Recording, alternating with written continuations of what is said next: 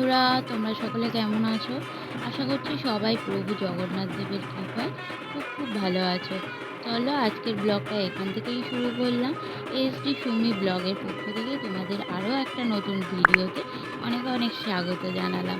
তো আজকের জগন্নাথ দেবের পূজা মানে আজকের রথযাত্রা।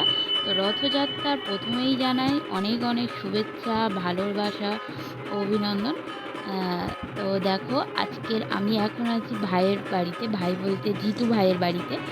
এর আগেও তোমরা জিতু ভাইয়ের বাড়ি কেন এসেছিলাম, কি করেছি, বা এর আগেরকার রথেরও অনুষ্ঠান ও কীভাবে প্রথম বছর যখন খুব বড় করে শুরু করেছিল আমি সেই ভিডিও তোমাদের সাথে শেয়ার করেছিলাম।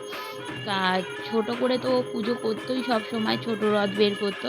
যে বছর প্রথম বড় রথ বের করলো তখন আমি ভিডিও করেছিলাম, আবারও করছি এখন।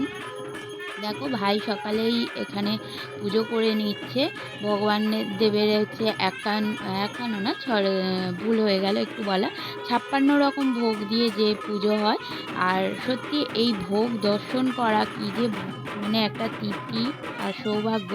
আমিও প্রণাম জানাই প্রভু জগন্নাথ দেবের চরণে যে সবাইকে ভালো রেখো প্রভু। আর তোমরা সকলে খুব ভালো থেকো, সবাইকে ভালো রেখো, এই জগৎ সংসারকে তোমরা রক্ষা করো সমস্ত বিপদ আপদ থেকে। এই প্রার্থনাটুকুই শুধু আমি করতে পারি, এর বেশি তো আর পারবো না। তো দেখো এখানে 56 রকম ভোগ দিয়ে ও প্রভু জগন্নাথ দেবকে পুজো দিচ্ছে। আর ও নিজেই এবছর পুজো করছে একটাই কারণ হচ্ছে ও ব্রাহ্মণ দিয়ে মানে অনুষ্ঠান ওয়াইজ পুজোগুলো ও কিন্তু ব্রাহ্মণ দ্বারা পুজো করে।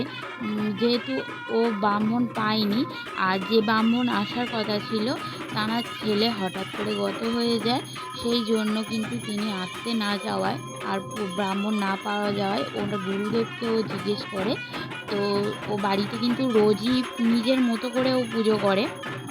আর সেই এতে গুরুদেব বললো, দেখ তুই যেমনভাবে পুজো করিস আর সমস্ত নিয়ম আচার মেনে তুই কিন্তু পুজোটা কর, তুই নিজে হাতেই কর, কোনো অসুবিধা নেই।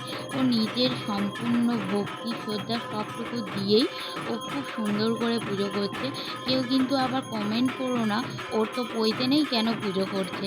দেখো যে যার মনের কাছেই সব কিছু, ওর পৈতে নেই ঠিক কথা, কিন্তু ও পুজো সম্বন্ধে জ্ঞানটা ওর অনেক বেশি। তাই হচ্ছে ও নিজের মতো করে ও আজকের পুজোটা করছে। আর এখানটা খুব সুন্দর করে ও আরতি করে নিচ্ছে। আর আমি মনে করি আমার খুব অনেক বড় সৌভাগ্য যে আমি এত কিছুর সাক্ষী হতে পারছি। এই 56 রকম ভোগ দর্শন করা এত সহজ কথা না, কারণ ভাগ্যে না থাকলে কিন্তু এইগুলো দর্শন করা যায় না। তাই বলছি সবাই একবার কিন্তু কমেন্টে জয় জগন্নাথ লিখে যেও। আর কার বাড়িতে আজকের এরকম জগন্নাথ দেবের পুজো হচ্ছে সেটাও কিন্তু জানিও। তো ভাই কিন্তু এখানে খুব সুন্দর করে আরতি করে নিচ্ছে। আর ও এত সুন্দর করে মন দিয়ে পুজো করে না, মানে আমারও খুব ভালো লাগে। ওর মধ্যে এত ভক্তি, এত শ্রদ্ধা, সবসময় ও ভগবান নিয়েই থাকতে ভালোবাসে সেই ছোট্ট থেকে। এবার কিন্তু ভগবানকে আমরা রথে বসিয়ে পুজো হয়ে গেলে একটু পরে ভগবানকে রথে বসিয়ে আমরা সারা বহরুটাকে পরিক্রমা করাবো। পুরো বহরুতে পরিক্রমা করার পরেই কিন্তু ভগবানদেব পৌঁছে যাবে তার মাসির বাড়িতে।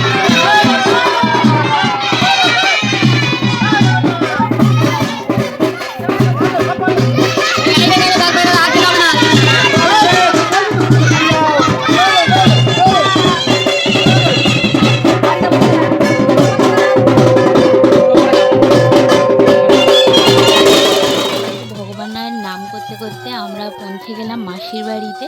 আর মাসির বাড়ি পৌঁছে যাওয়ার পরে কিন্তু অনেকটা রাত হয়ে গিয়েছিল, তারপরেও কিন্তু কারোর মধ্যে কোনো রকম ক্লান্তির ভাব নেই, ক্লান্তির একটুও বিন্দু বিসর্গ ছায়া নেই। ভাই আমাকে বলল, দিদি তুমি কি আমার একটা ভগবানকে নিতে পারবে? আমি বললাম হ্যাঁ নিতে পারবো, কেন নিতে পারবো না। বলছে অনেক ভারী কিন্তু। আমি তাতে কী আছে, বলছে নাচতে হবে কিন্তু। আমি বলছি ব্যাপারটা বুঝলাম না তো। বলছে ভগবানকে মাসির বাড়ি আমরা নেচে আনন্দ করে পৌঁছে দেবো। এই সত্যি আমিই নেব? বলছে হ্যাঁ।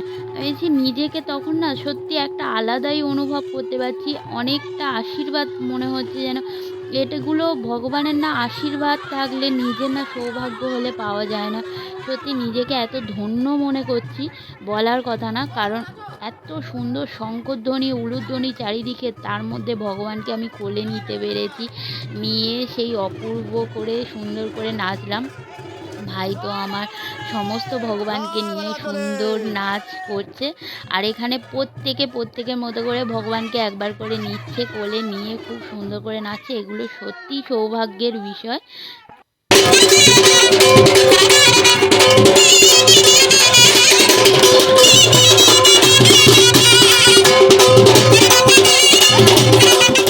তো আমি সেই জন্য আমার বরকেও বললাম, "তুমিও একটু নাও।" ও কিন্তু খুব সুন্দর করে নিয়ে একটু নাচলো।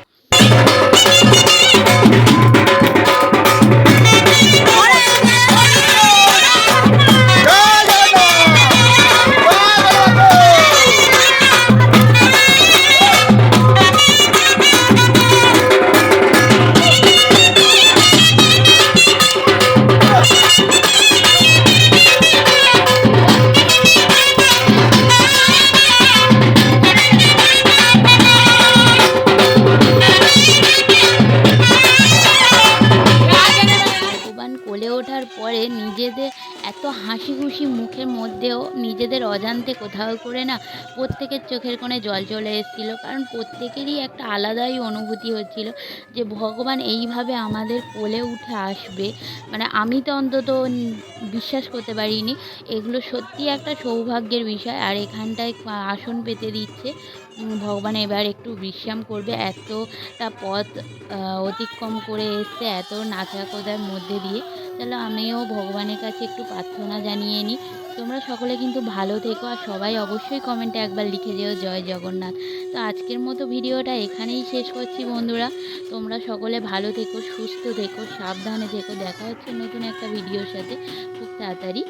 তো আজকের মতো এখানেই রাখলাম। জয় জগন্নাথ।